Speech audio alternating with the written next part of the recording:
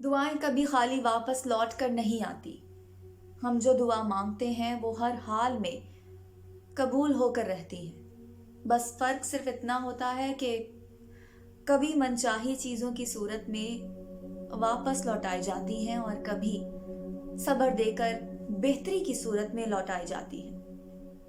کبھی کبھی ہمیں ایسا لگتا ہے کہ جیسے اللہ ہماری دعائیں سن ہی نہیں رہا، ہماری تڑپ کو دیکھ نہیں رہا، جو چیز ہمیں چاہیے وہ ہمیں دے نہیں رہا۔ ہم بہت تکلیف میں ہوتے ہیں اور دل صبر کرتے کرتے تھک جاتا ہے۔ تھک جانا برا نہیں ہے، مایوس ہو جانا برا ہے۔ اللہ دعا کا خیال ہمارے دل میں لاتا ہی تب ہے جب وہ چاہتا ہے کہ ہم اس سے بات کریں اور وہ ہمیں سنے۔ کبھی دعا مانگنے کے فوراً بعد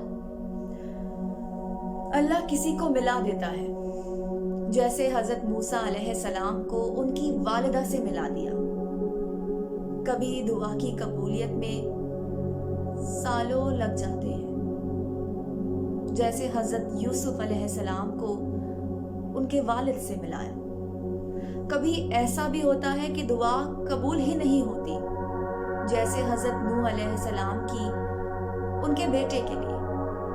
جو دعائیں اس دنیا میں قبولیت کا درجہ نہیں پاتی، ان کا اجر اللہ اپنے بندے کو آخرت میں دے گا، اور اس اجر کو دیکھ کر بندہ اپنے رب سے کہے گا کہ کاش اس دنیا میں میری کوئی دعا قبول ہی نہ ہوتی۔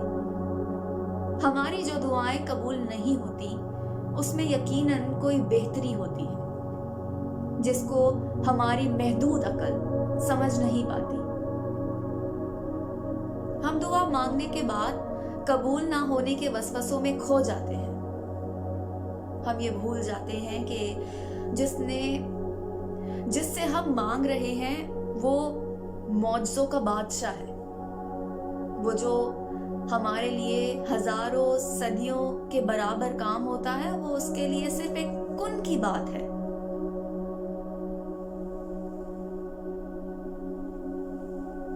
مکمل، نامکمل، مشکل، آسان، حاصل، لا حاصل، ہم دیکھتے ہیں، اللہ تو بس اشارہ کرتا ہے، اور سالوں کی بکھری ہوئی چیزیں لمحوں میں سمٹ جاتی ہیں۔ ہمارا کام بس دعا کرنا اور انتظار کرنا ہے۔ باقی سب تو اللہ کی منصوبہ سازیاں ہیں کہ کس کو کب، کیسے اور کتنا نوازنا ہے۔ ہمیں چاہیے کہ جب ہم دعا کے لیے ہاتھ اٹھائیں تو اس یقین کے ساتھ کہ اللہ کا وعدہ ہے کہ وہ اپنے بندوں کو کبھی تنہا نہیں چھوڑتا۔ اپنی دعاؤں میں مجھے بھی یاد رکھیں۔ والسلام۔